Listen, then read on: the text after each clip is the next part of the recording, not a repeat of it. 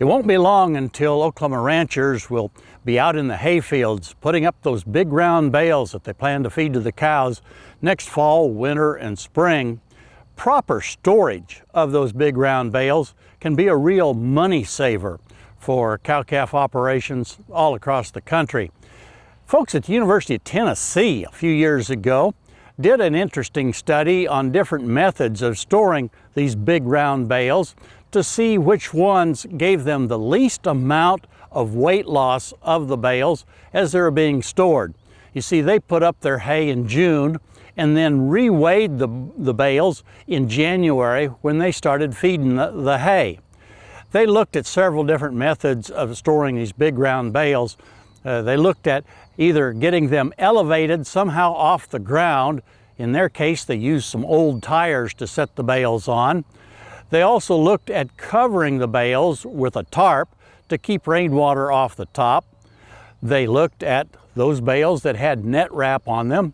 They looked at bales being stored completely enclosed in a barn and compared that to bales that are just stored out on the ground with no cover whatsoever. Those that had no cover and were stored in contact with the ground, they lost 37% of the weight between the time they put the hay up in June and when they went out to feed it in January.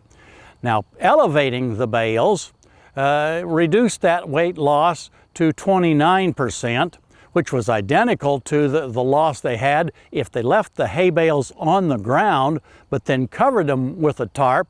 That again was 29%. If they did both, if they had the bales elevated on those old tires plus had them covered, they reduced the weight loss clear down to 8%. That's a substantial difference from 37% clear down to 8%.